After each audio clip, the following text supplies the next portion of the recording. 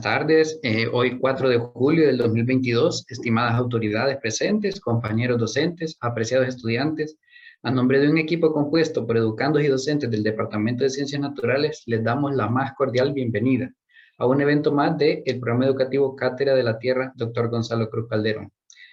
Recordarles que la Cátedra de la Tierra tiene como objetivo propiciar el conocimiento científico, tecnológico, la investigación. Todo esto para contribuir al logro del desarrollo sostenible y al mejoramiento de las condiciones ambientales de nuestra sociedad. Antes de iniciar la conferencia programada para el día de hoy, se les anuncia que deben estar atentos a la palabra clave. Esta se expresará en el transcurso de la actividad y dicha palabra clave sirve para que usted pueda confirmar su asistencia dentro del evento. Se va a publicar también el formulario de Google y de preferencia lean las instrucciones del formulario, del llenado, porque a veces ustedes colocan unos dígitos o colocan tildes y ya eso ya cambia todo lo que es el llenado del formulario. Para hacer sus preguntas y comentarios se sugiere utilizar el chat, y este se habilita únicamente con los organizadores porque la publicación de varios chats a veces causa distracción y no encuentran después nuestro formulario y nuestra palabra. Una vez hechas estas observaciones, tengo el honor de presentarles al magíster David Mejía, quien obtuvo su título de maestría en Conservación y Manejo de Vida Silvestre por la Universidad Nacional de Costa Rica, en Heredia. Tiene una licenciatura en Recursos Naturales y Ambiente de la Universidad Nacional de Agricultura en Catacamas, nuestro país, Honduras. Actualmente es director ejecutivo de la Fundación para la Investigación y Conservación de los Ecosistemas y Biodiversidad. Es presidente de la Sociedad Mesoamericana para la Biología y la Conservación. Es asesor de investigación de la Red Latinoamericana para la Conservación de Murciélagos. Miembro de la Unión Internacional para la Conservación de la Naturaleza en la Comisión de Gestión de los Ecosistemas. Ha realizado diferentes investigaciones en el campo de la ecología, principalmente con murciélagos, otros mamíferos y aves. Es curadora de honor en el Museo de Historia Natural de la Universidad de Costa Rica en San José y ha realizado diversidad de publicaciones y en revistas nacionales e internacionales. Hoy nos hablará principalmente de la importancia de los murciélagos en el bienestar y la economía de los humanos. Le damos la palabra a el magíster David Mejía. Un gusto presentarlo, magíster. Bueno, muchas gracias por esta invitación que me ha hecho la Universidad Pedagógica Francisco Morazán. Siempre es un tema muy interesante porque cuando hablamos sobre los murciélagos se nos vienen una serie de mitos, ¿verdad?, que tenemos alrededor de estos individuos. Solo permítame, voy a proyectar la presentación. Un momentito. Okay. Por favor, me confirman si se mira la presentación. Se ve excelente. Perfecto. Entonces, como les decía, hoy vamos a ver un poquito sobre la importancia que tienen los murciélagos sobre el bienestar de las personas y las importancias económicas, ¿verdad?, a través de los roles ecológicos que estos tienen en la naturaleza. Como les digo, muchas veces y los diferentes trabajos que hemos realizado de percepciones de los murciélagos, estamos relacionando a que son vampiros, que chupan sangre, que eso traen enfermedades, etcétera, ¿verdad? Pero el objetivo de esta charla es darle el otro punto, ¿verdad?, de vista, que en realidad no son nuestros enemigos, sino que son nuestros aliados nocturnos. Lo que sucede es que por una mera desconocimiento, el ser humano por naturaleza le tiene miedo a lo desconocido, ¿verdad? Y los murciélagos son seres nocturnos, misteriosos, y si nos fijamos en todo lo que van los mitos alrededor de los animales, por lo general los animales nocturnos siempre están relacionados con estas percepciones negativas que tienen y que por lo tanto conllevan a ponerlos en peligro de extinción a muchos de ellos, ¿verdad? Y vamos a aprender eso, ¿verdad?, de por qué son importantes y a resolver algunas dudas que siempre hay alrededor de estos, ¿verdad? Nuevamente, mi nombre es David Mejía. Esta charla, ¿verdad?, también es un trabajo de divulgación que siempre hacemos con lo que es el programa de conservación de murciélagos, ¿verdad?, que atienda lo que es la estrategia de conservación de los murciélagos de Centroamérica. ¿verdad? Es un programa de voluntariado que tratamos divulgación e investigación al mismo tiempo, ¿verdad? Entonces, mucha de la información que vamos a ver aquí reflejada es parte de este trabajo.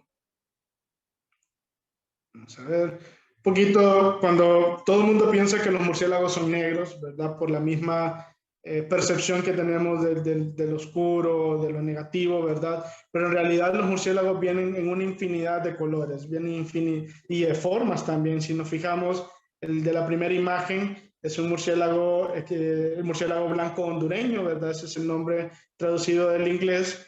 Que únicamente en Honduras se encuentra en la región Mosquitia, ¿verdad? Y es un animal fuertemente amenazado, pero si nos fijamos es como una bolita de algodón, no mide más de 3 centímetros de largo, ¿verdad? Con sus orejitas y la nariz amarilla, ¿verdad? Igual tenemos el murciélago fantasma, que es el que está más al lado de la derecha, que se lo encontramos más ampliamente distribuido en el territorio nacional, y el de abajo, que es un murciélago pescador. Entonces, el murciélago pescador, como lo dice, se alimenta de peces, ¿verdad? En fuentes de agua, y su cara asimila a la de un perro. Por ejemplo, si nos fijamos en su hocico, parece estos perros que tienen los labios caídos.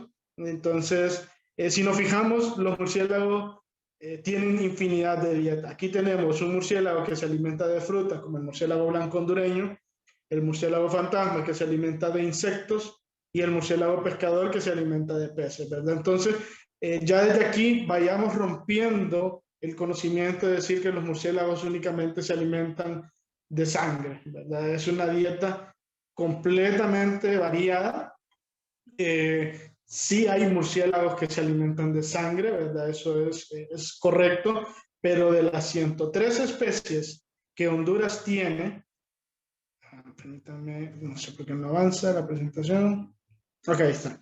De los 103 especies de murciélagos que tiene reportado Honduras, solamente 3 se alimentan de sangre de humano. Y de esas 3, solo una se alimenta de sangre de mamífero, ¿verdad? Entonces, ya desde ahí vamos descartando que todos los murciélagos comen sangre, ¿verdad? Sino que tenemos esta amplia gama. Hay unos que polinizan, igual que un colibrí, por ejemplo. Y de hecho, gracias a estos murciélagos, es que tenemos tequila, es que tenemos el huacal, es que tenemos horchata, es que tenemos pitaya, por ejemplo, son algunos productos que el humano utiliza que provienen de la polinización de los murciélagos. Y ya vamos a ir hablando un poquito más sobre cada uno de estos casos, ¿verdad? En general, los murciélagos es el segundo grupo de mamíferos más diversos que hay después de los ratones, ¿verdad? Es el segundo grupo con mayor número de especies reportados, y están en lo largo y ancho del mundo, ¿verdad? A excepción de los polos norte, es el único sitio donde no vamos a encontrar murciélagos. Y como les vamos a hablar, muchos o todos tienen grandes aportes al bienestar y a la economía de las personas. Y vamos a empezar con uno de los grupos, mis favoritos, quizás son los murciélagos frugívoros, que como su nombre lo dice, son animales que se alimentan de frutas, ¿verdad? Entonces, ¿por qué son importantes estos murciélagos? Un tan solo individuos, imagínense que una colonia por lo general tiene alrededor en cuevas, ¿verdad? Digamos en cueva de Hato Viejo, en Olancho, encontramos poblaciones de hasta 50,000 individuos, y un solo individuo puede dispersar en una noche más de 1,000 semillas de frutas en zonas altamente degradadas ¿cómo se llama?, del territorio nacional. Y justo ahorita estamos viendo una investigación para ver ese papel en la restauración de los ecosistemas en Honduras, ¿verdad? Entonces, ¿qué beneficio me tienen esto? Bueno, uno, que estamos promoviendo los procesos de sucesión ecológica o de restauración natural de los bosques. Segunda, ¿verdad?, que al restaurar estos bosques estamos capturando carbono, estamos disminuyendo las erosiones de los suelos por lluvia, viento, ¿verdad? Y al mismo tiempo estamos conservando nuestras fuentes de agua que proveen, digamos, la tigra, ¿verdad? Todo eso gracias a los murciélagos, pues estos procesos se van recuperando, ¿verdad?, poco a poco. Y además las heces de los murciélagos tienen un gran aporte porque son altos en contenidos de nitrógeno, ¿verdad? Y ya en muchos comercios, especialmente en Estados Unidos y México, ya el guano se vende como un fertilizante para cultivos a pequeña escala, ¿verdad? Pero ya se están utilizando, ¿verdad? Como por ejemplo en producciones familiares pequeñas, ¿cómo se llama? En jardines y todo este tipo, ya vamos a encontrar este tipo de empaques, ¿verdad? En donde recolectan el guano y ya lo venden, ¿verdad? Entonces, estos son algunos de los beneficios que nos pueden dejar y bienestares que nos va a dejar los murciélagos, ¿verdad? Por ejemplo, muchas veces encontramos plantas que crecen en nuestros terrenos y que, por ejemplo, un guayabo y cerca de la zona no hay ningún árbol de guayabo, ¿verdad? Entonces, lo más probable es que ese árbol nació a través de este proceso de dispersión de los murciélagos, porque estos pueden moverse de 5 a 10 kilómetros, dependiendo de la especie, desde el lugar donde duermen hacia los sitios donde se alimentan. También esto nos ayuda a restaurar los bosques, nos ayuda a mitigar el cambio climático. Recordemos que ahorita nos encontramos en la etapa crítica de no retorno del planeta, ¿verdad? Son menos de 30 años que nos queda para hacer acciones de conservación y uno de los mejores aliados que tenemos para recuperar rápidamente estos ecosistemas son los murciélagos, ¿verdad? Entonces, si nosotros conservamos a los murciélagos, vamos a estar conservando también o vamos a mitigar lo que son los impactos del cambio climático en Honduras y en el planeta. Además, de esta misma manera, nos ayuda a propagar especies de importancia para la gobernabilidad alimenticia, ¿verdad? Algunas frutas como guayabas, por ejemplo, o juniapas, que son dispersadas por esto, pero también algunas especies madereras, ¿verdad? Que estos murciélagos se alimentan de estos frutos y dispersan esos árboles de importancia comercial maderera ya ha sido muy documentada. Entonces, eso es un poquito de los aportes que tienen estos murciélagos. Luego vamos con un segundo grupo, que son los nectarívoros, que son, si se fijan, son como los colibríes, ¿verdad? Estos constan de una larga lengua, ¿verdad? Que se introduce adentro de las flores, ¿verdad? Y que logran la polinización. ¿Cuál es la diferencia entre una abeja que poliniza, por ejemplo, una flor de jícaro, sí, de jícaro, ¿verdad? O un murciélago. El insecto lo que pasa es que no logra la fecundación del lóbulo de la flor, mientras que el murciélago, al introducir toda la cabeza dentro de la copa floral, entonces sí logra polinizar y es así como se logra que tengamos lo que es el jícaro, que recordemos que ahí podemos obtener lo que es el guacal, ¿verdad? Que es localmente utilizada por algunas comunidades rurales aún en Honduras, y también la horchata, ¿verdad? De morro, porque ahí es donde proviene, de este mismo fruto donde proviene el morro, que son bebidas muy típicas, especialmente en la zona sur de Honduras. Por ejemplo, a ver, aquí tenemos otros, ¿cómo se llama? Otros ejemplos. En el primero, gracias a los murciélagos que tenemos también la producción de los bananos, ¿verdad? Porque muchos de estos procesos son, ¿cómo se llama?, polinizados por los murciélagos, como vemos en la primera imagen del lado izquierdo. Ahí vemos un murciélago que llega hacia la flor del banano, ¿verdad? Y la poliniza. En la de medio es la flor del jícaro, lo que les estaba mencionando, o morro, como lo conozcan. Y en la tercera es una flor de ágave. Recordemos que el ágave es la especie de planta de donde se poliniza, ¿verdad? Perdón, donde se saca de lo que es el tequila en México. Y hay una historia muy bonita, no está aquí, y se lo voy a contar, y la pueden buscar, está relatada por Nat Geo, ¿verdad?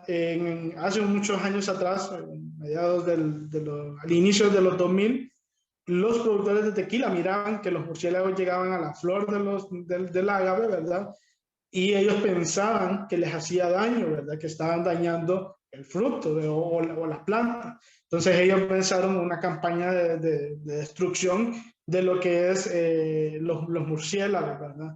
Lo que se presenció en los años subsiguientes es que la calidad del tequila y de las plantas comenzaba a disminuir y nuevas enfermedades empezaban a atacar los campos de ágave, ¿verdad? En México, Entonces la Autónoma de México, en conjunto con el Laboratorio de Ecología liderado por el doctor Rodrigo Medellín, empezaron a investigar qué es lo que estaba sucediendo alrededor de esta planta, por qué las plantas estaban más susceptibles a enfermedades, etc.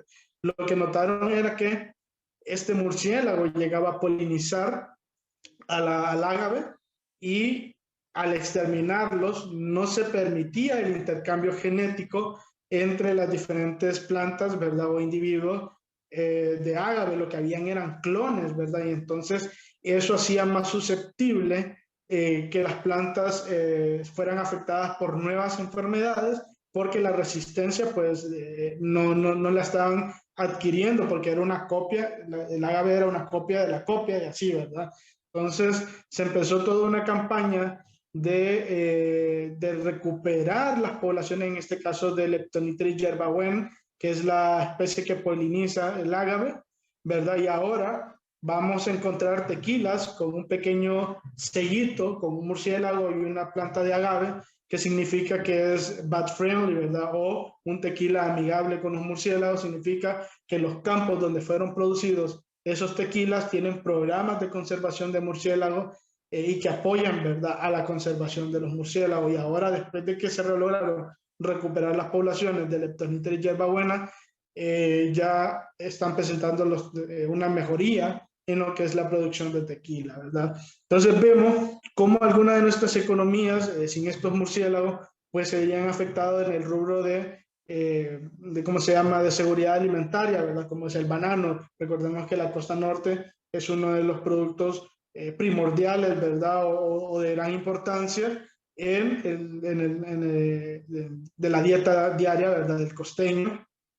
Igual la pitaya en muchas zonas del sur de Honduras, ¿verdad? Hay muchas cactáceas también que se producen, son polinizadas por los murciélagos. Cactáceas hablamos de cactus, ¿verdad?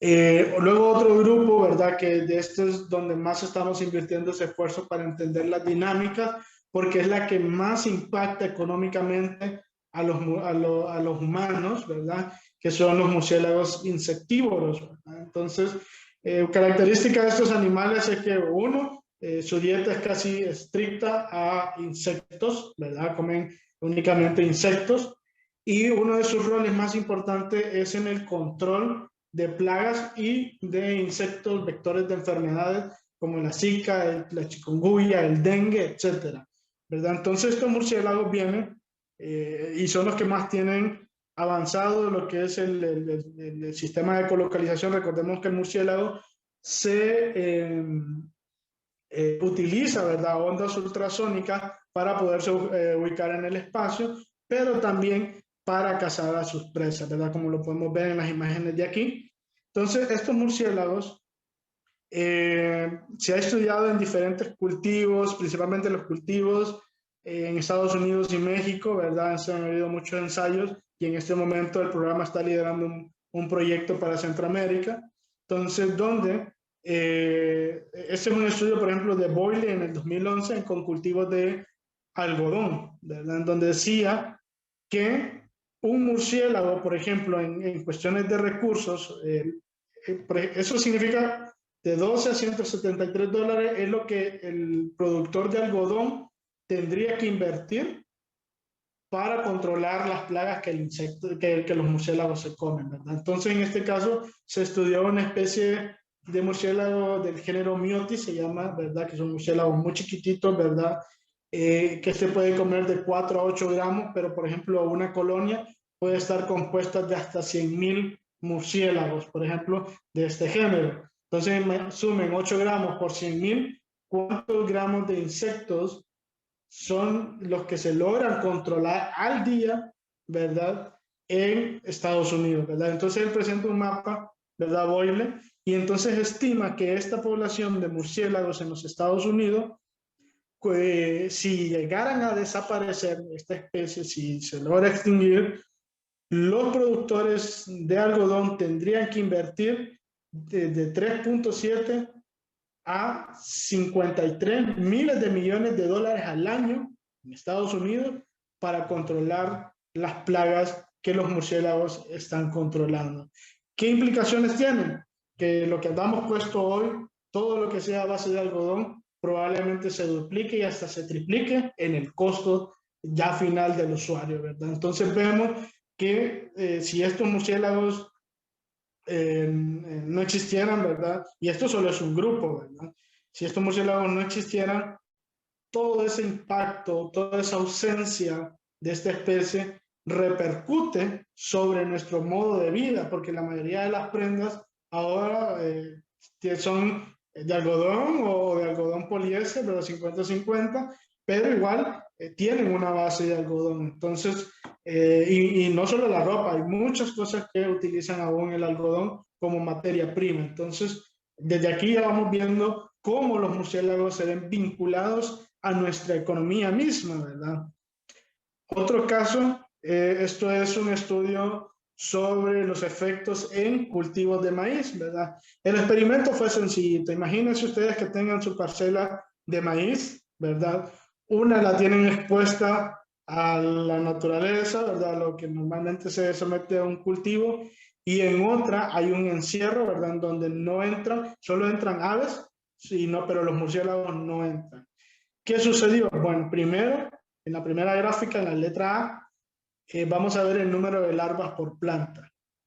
Los cultivos que estaban expuestos a los murciélagos, o sea, que tenían presencia de los murciélagos, el número de larvas por planta era menor, ¿verdad? Que es la línea como cafecita que va por abajo, era menor a la que presentaron aquellos cultivos que estaban encerrados donde no donde no pudieron entrar los murciélagos, ¿verdad? Entonces, desde ahí ya se va viendo cómo los murciélagos empiezan a controlar lo que es el parasitismo de la planta, ¿verdad? Entonces, desde ahí vamos viendo un beneficio.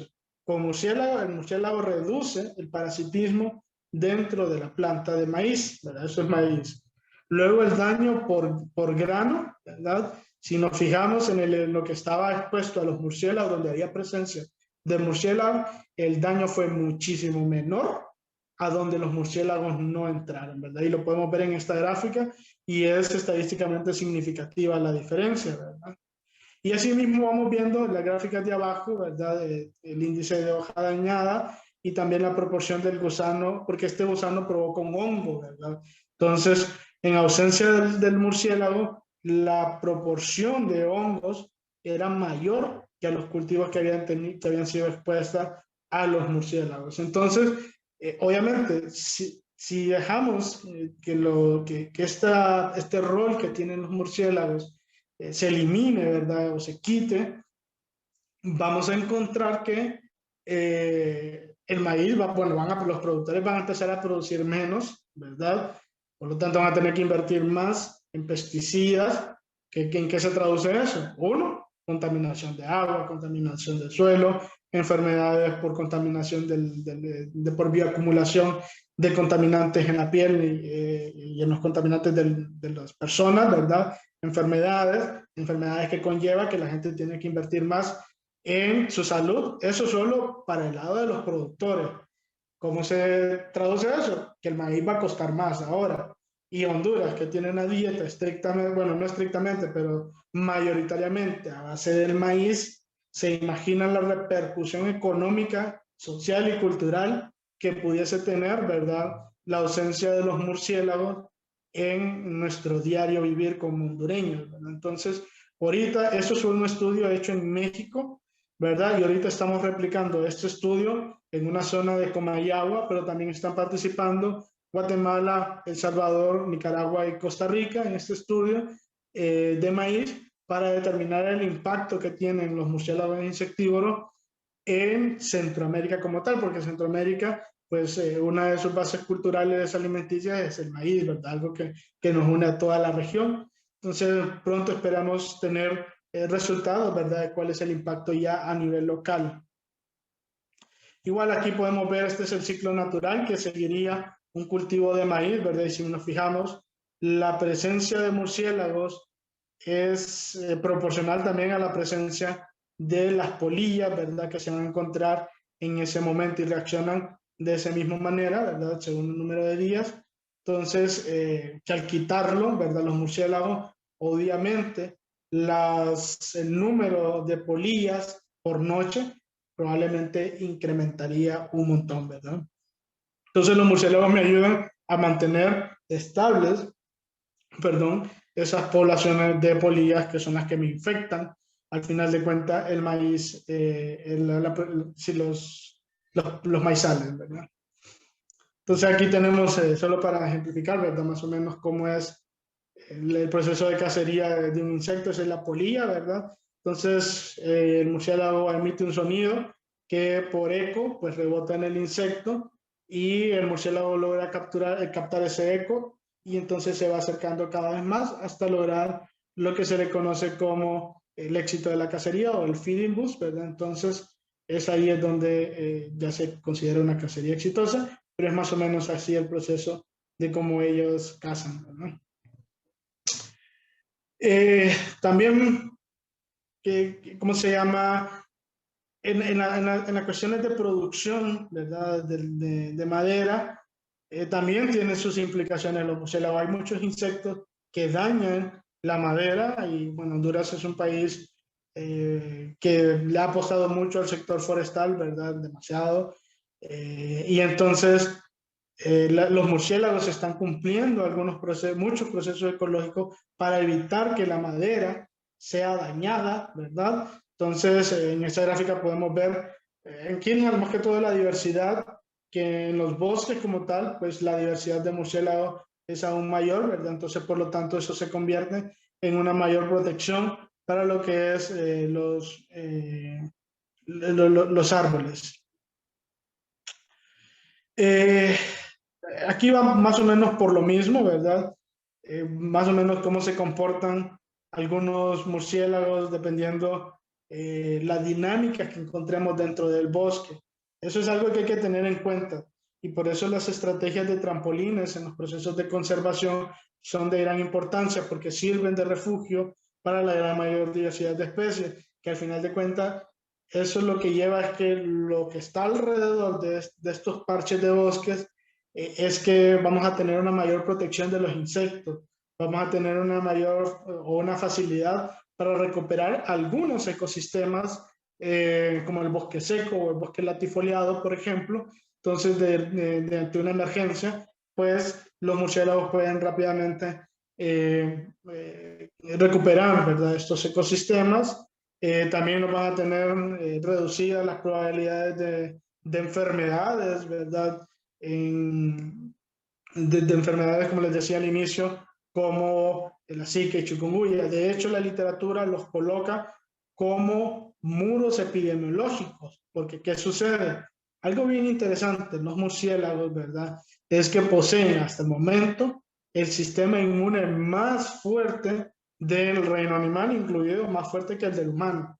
El murciélago pasa en constante fiebre e inflamación, ¿verdad? Prácticamente toda su vida la pasa con fiebre e inflamación, pero ellos ya lo soportan, ¿verdad? Y eso es lo que lo ha permitido, ¿verdad? Que hay estudios que se encuentra, por ejemplo, dengue dentro de los murciélagos, pero el dengue no logra replicarse a tal punto de que el murciélago no se vuelve un vector. O sea, que si llega otro zancudo y pica al murciélago, el dengue no se va a transmitir a ese zancudo, ¿verdad? Entonces, el murciélago sirve para poner barreras, ¿verdad? Porque el virus no pasa de ahí, ¿verdad?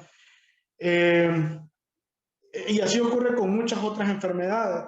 Sí, los murciélagos, y se ha escuchado, y sufrieron mucho ahorita por lo de la pandemia, ¿verdad? Y muchos que todavía tienen la percepción que los murciélagos fueron los que detonaron todo esto del COVID, más ya se comprobó que no es cierto, ¿verdad? El COVID sí alberga naturalmente muchas cepas de coronavirus, más de 16 especies de cepas de coronavirus ya han sido detectadas en murciélagos, pero que no pueden contagiar al humano porque no contienen esta proteína T, que es la que ayuda a adherirse a las células del humano. El COVID, en este caso el SARS-CoV-19, utilizó otro vector, ¿verdad? Sí tienen como, podríamos decirlo, ancestro común, un coronavirus que está presente en los murciélagos, pero estos divergieron, o sea, que se dividieron completamente hace más de 70 años atrás, ¿verdad? Pero más que culpar y buscar culpables aquí es más bien de reflexionar, ¿verdad?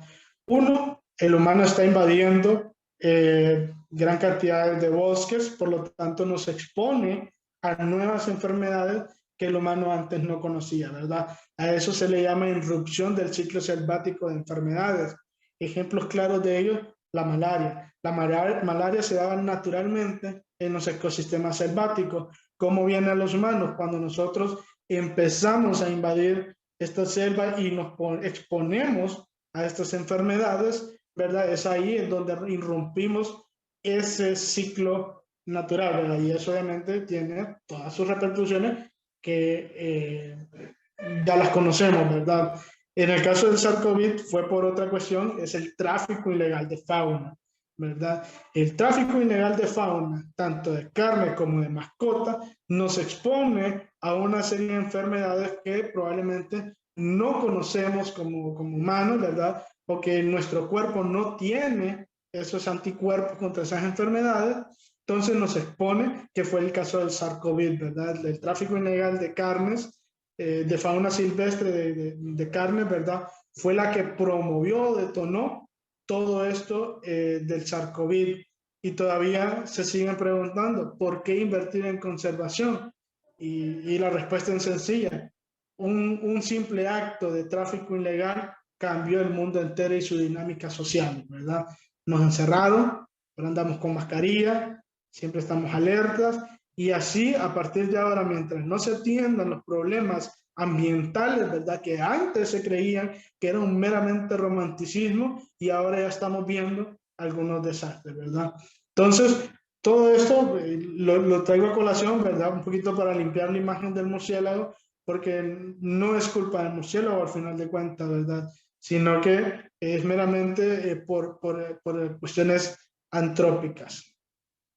Ahora vamos a tratar del otro grupo que quizás tiene, todo el mundo lo mira malo, ¿verdad? Yo en lo personal, y le voy a decir por qué, yo los miro bien. Muchos casos se habla de la rabia, ¿verdad? Pero la rabia, por ejemplo, según un estudio, es más probable que un perro le transmita rabia que un murciélago. ¿Por qué? Porque el murciélago no convive con nosotros. Eso por un lado. Muchos de los casos que se han documentado de parálisis bovina por rabia, por ejemplo, eh, si ustedes se fijan, si revisan, ¿verdad? Los estudios no hacen solo simple y sencillamente, a la vaca le pegó parálisis bovina, murciélagos, pero no hay un estudio que se documente que diga se verificó. Y eso es sencillo, ¿verdad? Las poblaciones de murciélago vampiro que están alrededor donde ocurrió el caso, se les hace un hisopado y se busca si son positivos o no. En un estudio realizado en el 2019 se comprobó que de los 27 casos que ocurrieron en Brasil, que se les atribuyeron a los murciélagos, solo uno tenía presencia de rabia, ¿verdad? Una población. El resto de las poblaciones se encontraban limpias, ¿verdad? Entonces, para que vayamos quitando la imagen de que el murciélago nos va a transmitir rabia y que es malo y que no sé qué, no, ¿verdad? No todos, porque también una persona le puede transmitir rabia, un gato, un perro, un mapache, un zorrillo, cualquier mamífero, porque la rabia es una enfermedad que se transmite a cualquier mamífero. En Honduras, como les decía, tenemos 3 especies de murciélagos, vampiros, hematófagos, ¿verdad? 2 son exclusivamente de sangre de ave y solo uno se alimenta de sangre de mamíferos, incluido la del humano.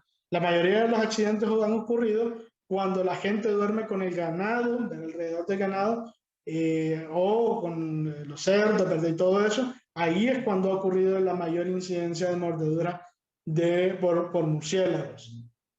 Por eso se recomienda a los ganaderos y a los productores porcinos o de aves que esos animales no los tengan cerca de sus viviendas o donde pasan la noche, ¿no? Pero ¿qué es lo curioso de esto? Bueno, el murciélago, para explicar el mecanismo, lo que hace el murciélago con su colmillo, hace una incisura en la piel, ¿verdad? El murciélago tiene termorreceptores que le ayudan a ver cuáles son los lugares más calientes y eso lo traduce como es donde los sitios donde las venas están más expuestas. Entonces ahí él hace una incisión, ¿verdad? Y empieza, puede hacerlo de dos maneras, a lamer, como está en la foto, ¿verdad? O también puede succionar, ¿verdad? O lo que se conoce, lo del mito, ¿verdad? Ah, está el vampiro que chupa sangre, ¿verdad? Entonces, ellos, pues, la más común es que laman la sangre, como lo miramos en la foto. Pero también se ha documentado que pueden chupar, ¿verdad? Ellos tienen unos canales por debajo de la boca donde la sangre cae y van succionando. Esta mordedura o esta lamida viene con la saliva, hay un anticoagulante muy similar al que nos inyectan los zancudos cuando están chupando sangre, ¿verdad? Los zancudos. Es lo mismo el murciélago, ¿verdad? En la saliva tiene un anticoagulante que hasta el momento es el anticoagulante también más poderoso conocido por el humano, ¿verdad? Entonces, ahorita varias universidades de Estados Unidos y México están estudiando este anticoagulante para usos médicos.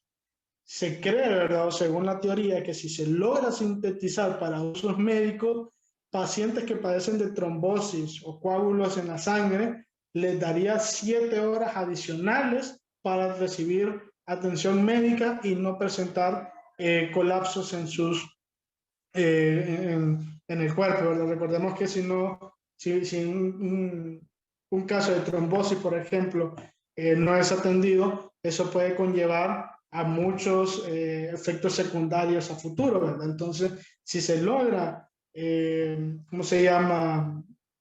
Sintetizar este anticoagulante para usos médicos, la probabilidad de atención y de salvar a esta persona sin daños hacia futuro, ¿verdad?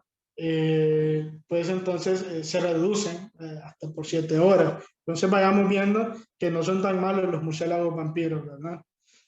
Entonces, eso es más que todo en general, ¿verdad? Algunos aspectos importantes que tienen los murciélagos dentro de nuestra economía. Hay muchísimo más que explorar, ¿verdad?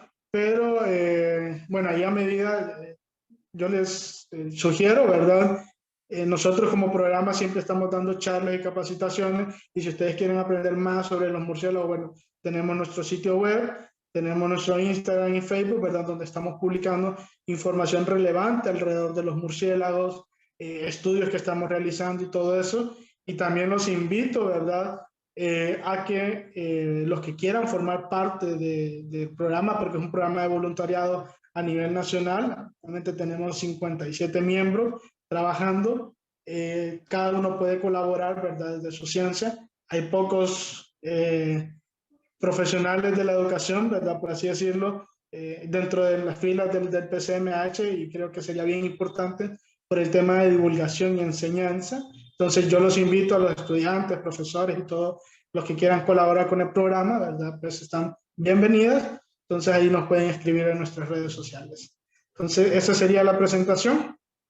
Cualquier pregunta o duda. Excelente conferencia, Magíster David. Hemos colectado del chat algunas preguntas y comentarios hechos por los participantes que se las voy a transmitir para ver si puede aclararlas, ¿verdad? Y una de ellas es la siguiente. ¿En qué lugares de nuestro país viven estas especies que se alimentan de sangre? Ok. Los murciélagos vampiros por lo general están distribuidos en las tierras bajas, ¿verdad? De Honduras, de 0 hasta 1500 principalmente. Su sitio preferido son las cuevas, ¿verdad? Pero es bien curioso, los murciélagos no es como una cueva, hay murciélagos vampiros, no. Las cuevas tienen diferentes dinámicas climáticas dentro de ellas y lo mismo los murciélagos, ¿verdad? Por ejemplo, los murciélagos que encontramos en las entradas de las cuevas no son los mismos que están al final de las cuevas, por ejemplo. Entonces los murciélagos vampiros necesitan como unas especies de cúpula adentro de las cuevas, que son como esas cúpulas que se miran del Vaticano, ¿verdad? Pero chiquititas, ¿verdad? Entonces los murciélagos se esconden ahí o detrás de rendijas, ¿verdad? entonces, donde hay piedras sueltas, entonces ellos se meten por detrás de esas piedras, entonces ahí es donde ellos duermen dentro de las cuevas, ¿verdad? Pero principalmente sus refugios son cuevas de cársticas, ¿verdad? Donde sacan cal, por ejemplo, ese tipo de cuevas, ¿verdad? Como las cuevas de Tagua, Cueva del Viejo en La Paz, para los que conocen un poquito ahí de La Paz, ahí hemos encontrado algunas poblaciones de murciélago vampiro. Entonces, esos son los principales lugares donde los podemos encontrar en todo el territorio nacional. Ok, otra consulta. ¿Qué tan cercanos de los ratones son los murciélagos? Son grupos completamente diferentes, no tienen ningún parentesco genéticamente hablando y divergentemente son grupos que no están nada emparentados. Eso es bien curioso, aunque la gente les dice, ¿verdad?, que son ratones con alas. Y la palabra murciélago proviene del latín, ¿verdad?, que justo significa ratón alado, ¿verdad? Pero genéticamente no tienen ninguna relación con los roedores. Son grupos completamente diferentes. Estos son quirópteros y los roedores son rodentia, ¿verdad? Entonces, eso es bien importante aclarar. Ok, nada decir entonces murciélagos con alas, perdón. Los ratones con alas. Sí, perdón, aquí dicen, ¿cómo podemos ser parte del proyecto de voluntariado? ¿Escribimos a estos contactos? A Sí, este PSM. ok, para hacer voluntariado lo que tienen que hacer, y aquí bueno, ahorita no puedo acceder al chat, pero igual pueden escribirnos ya sea por Instagram o por Facebook para pedirnos información, ¿verdad? Pero el proceso es sencillo, se somete una carta de interés en donde la persona interesada de formar parte coloca, bueno, se presenta, ¿verdad? Y por qué le interesa conservar los murciélagos y cómo desde su quehacer, por ejemplo, si yo soy profesor, ok, yo puedo apoyar el programa en la parte de divulgación y comunicación, ¿verdad? Y pedagogía, y quiero apoyar ahí en los temas de educación ambiental, por ejemplo.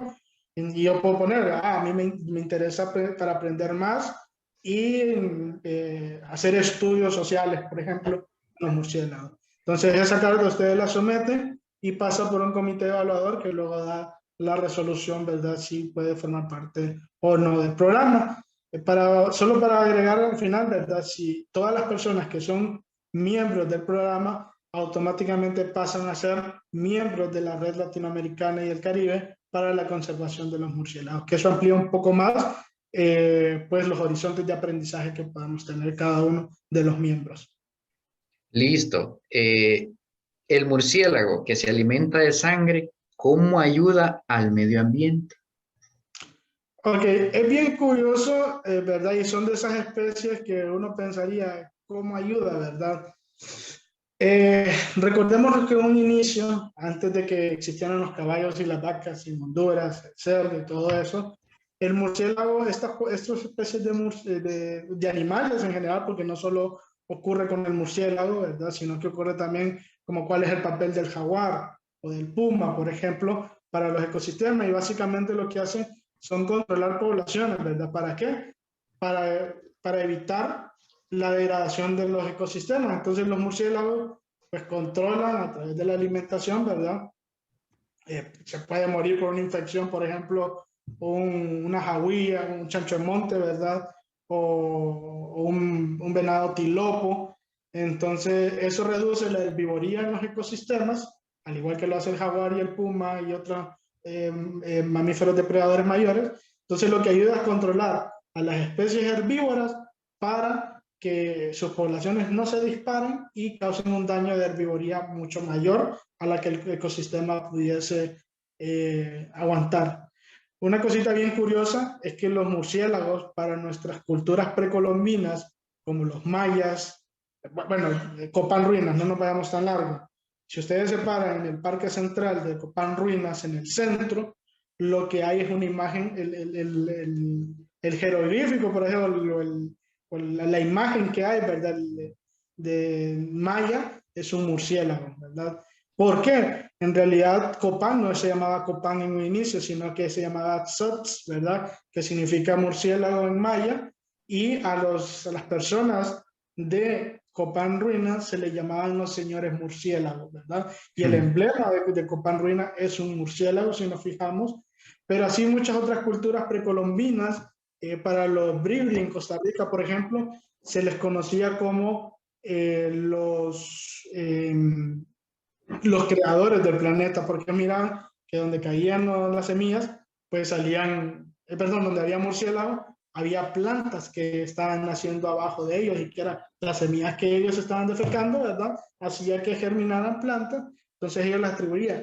Pero ¿por qué cambia toda esta imagen? Gracias a la documentación de los españoles que vinieron a invadir América, ¿verdad? En los diarios de Hernán Cortés y Cristóbal Colón, ellos narraban que a sus caballos y a sus animales mamíferos llegaba un animal en la noche y les chupaba la sangre, ¿verdad?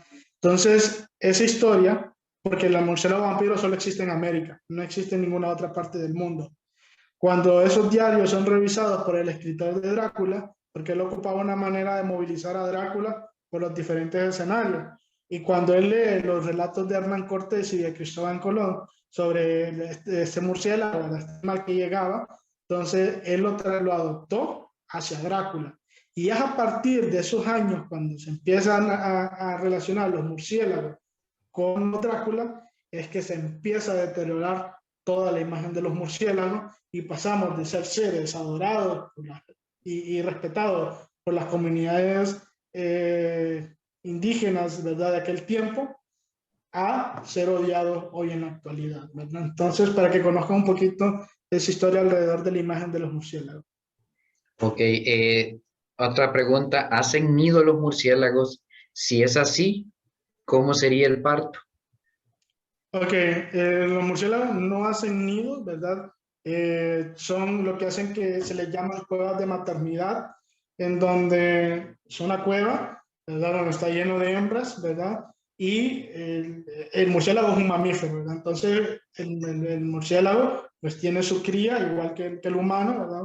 Y igual la mamanta. Y hay dos métodos de cría.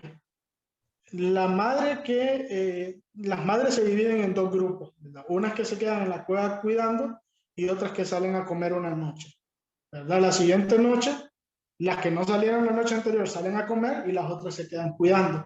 A eso se le llaman guardería, ¿verdad? Pero hay otras especies de murciélagos que mientras se alimentan llevan la cría en vuelo. Es una lástima que no tengo fotos aquí, pero sí hemos capturado varias hembras que tienen la cría pegada en lo que sería la mama, ¿verdad? Desde la hembra y la llevan ahí pegada. Entonces, esos son los mecanismos que tienen, ¿verdad?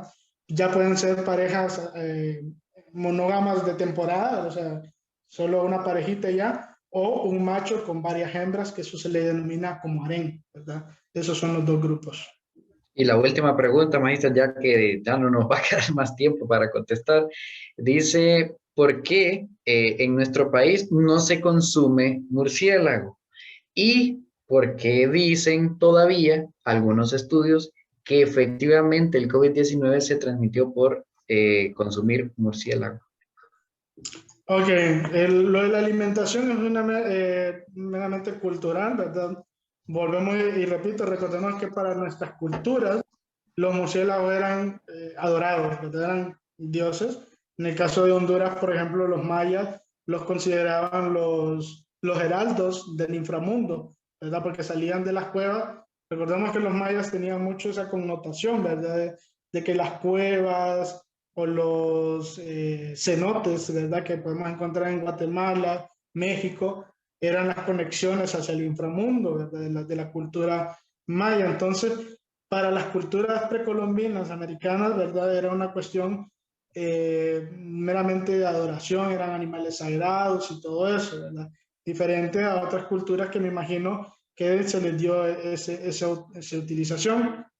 Y al inicio se pensaba, ¿verdad? Porque el coronavirus que se presenta, como les decía yo, la cepa, que es el ancestro común, por así decirlo, con el COVID que actualmente circula por las personas, se creía, ¿verdad?, que provenía de ahí, pero se descarta porque este COVID-1, hay una gran diferencia genética entre la que está en el humano en la que se encuentra en el murciélago. por un lado, y dos, la que se encuentra en el murciélago no posee la proteína T, que es la que ayuda a adherirse a las células de las personas, ¿verdad? Entonces, el animal, que fue la última actualización, que se cree que donde se comercializó, ¿verdad?